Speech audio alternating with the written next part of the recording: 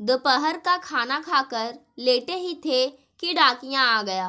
कई पत्रों के बीच राजपुरा से किसी अनिका नाम की महिला का एक रजिस्टर्ड पत्र 20,000 रुपये के ड्राफ्ट के साथ था, जिसे उत्सुकतावश मैं एक ही सांस में पूरा पत्र पढ़ गई, जिसमें उस महिला ने अपने कठिनाई भरे दौर में हमारे द्वारा दिए गए इन रुपयों के लिए धन्यवाद लिखा था। और आज 10 सालों के बाद वे रुपये हमें डाक द्वारा लौटाए थे। वह खुद आना चाहती थी, पर यह सोचकर नहीं आई कि संभवतः उसके द्वारा पैसे लौटाए जाने पर हम वह रुपये वापस ना लें। पत्र पढ़ने के बाद मैं देर तक उस महिला के बारे में सोचती रही, पर ठीक से कुछ याद नहीं आ रहा था। इतने में मेरे पति मुझसे बोले, अरे सुमी, पैसे और पत्र भेजने वाली अनिका कहीं वही लड़की तो नहीं जो बरसों पहले कुछ समय तक मुझसे पढ़ती रही थी? मेरे पति अभिषेक अतीत को कुरेदते हुए बोले तो एकाएक मुझे सब याद आ गया।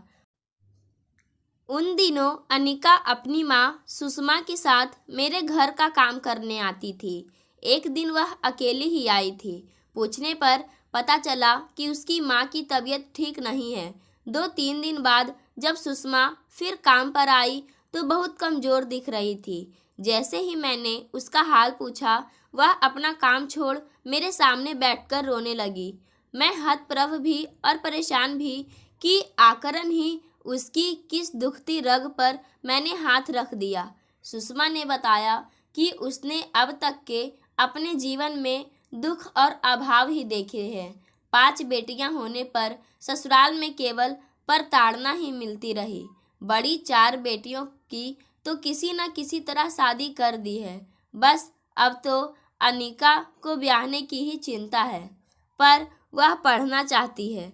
सुषमा कुछ देर को रुकी, फिर आगे बोली कि अपनी मेहनत से अनिका 10वीं तक पहुंच गई है, पर अब ट्यूशन की ज़रूरत पड़ेगी, जिसके लिए उसके पास पैसा नहीं है। तब मैंने अभिषेक से इस बारे में बात की, जो उसे निःशुल्क पढ़ाने के लिए तैयार हो गए। अपनी लगन व परिश्रम से अनिका 10वीं में अच्छे नंबरों से पास हो गई। उसके बाद उसने सिलाई कढ़ाई भी सीखी। कुछ समय बाद थोड़ा दान दहेज जोड़कर सुषमा ने उसके हाथ पीले कर दिए। अभी अनिका की शादी हुए साल भर बीता था कि वह एक बेटे की माँ बन गई।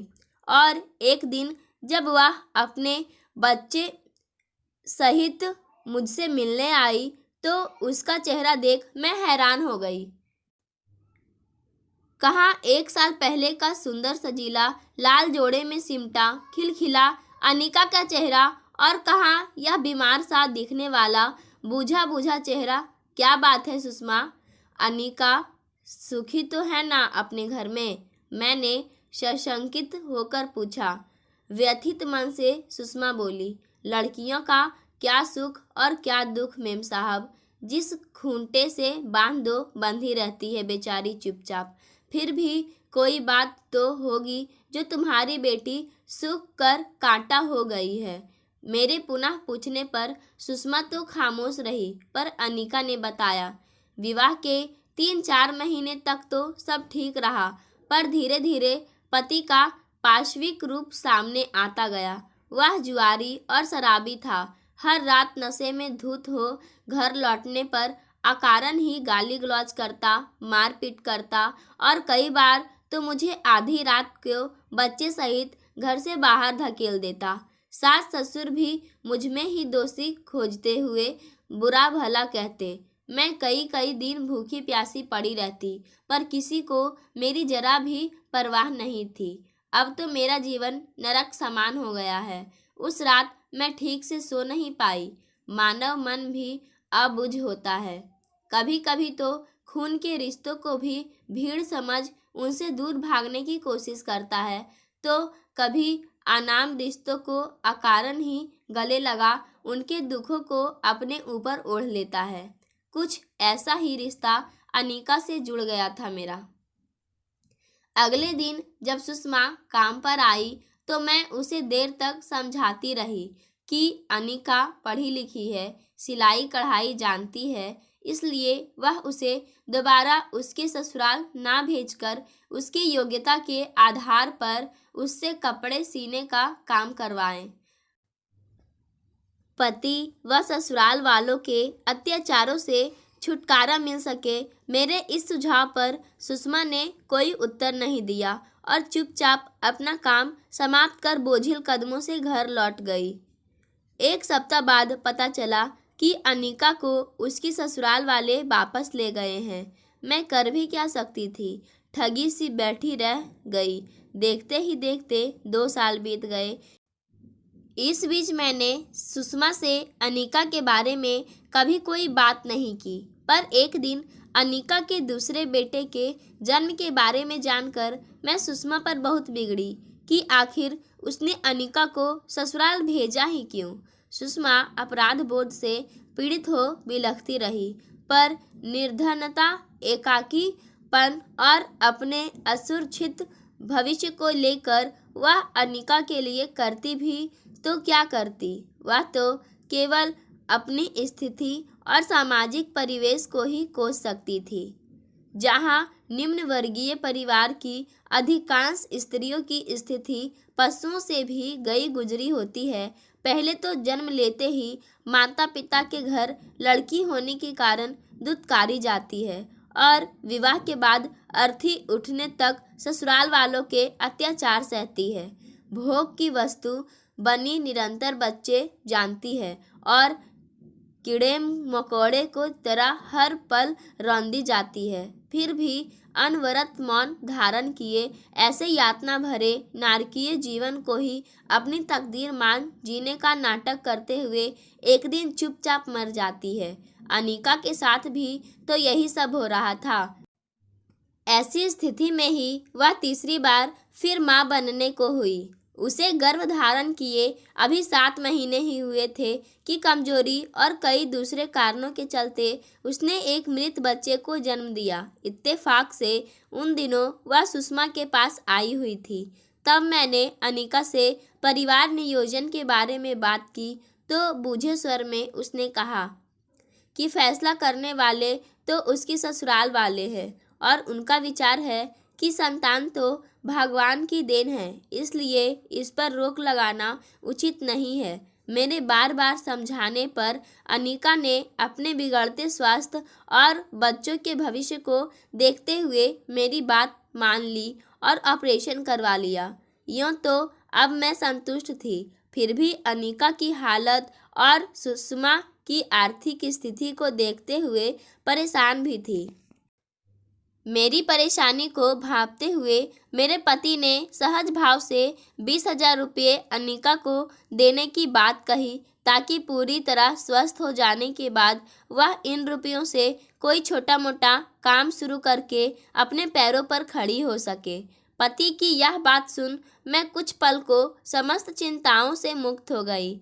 अगले ही दिन अनिका को साथ ले जाकर मैंने बैंक में उसके नाम का खाता खुलवा दिया और वह रकम उसमें जमा करवा दी ताकि ज़रूरत पड़ने पर वह उसका लाभ उठा सके।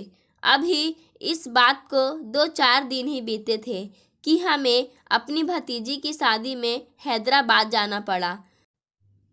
15-20 दिन बाद जब हम वापस लौटे तो मुझे अनिका का ध्यान हो आया, सो सुषमा के घर चली गई जहाँ ताला पड़ा था। उसकी पड़ोसी ने अनिका के बारे में जो कुछ बताया उसे सुन मैं अवाक रह गई।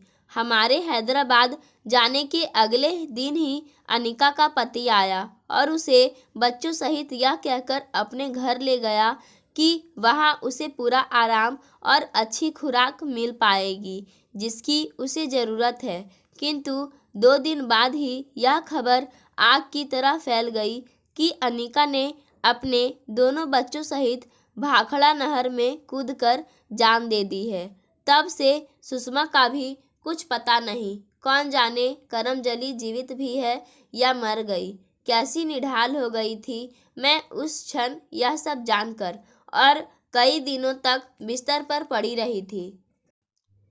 पर आज अनिका का पत्र मिलने पर एक सुखद आश्चर्य का सैलाब मेरे हर ओर मुड़ पड़ा है। साथ ही कई प्रश्न मुझे बेचैन भी करने लगे हैं, जिनका अनिका से मिलकर समाधान चाहती हूँ।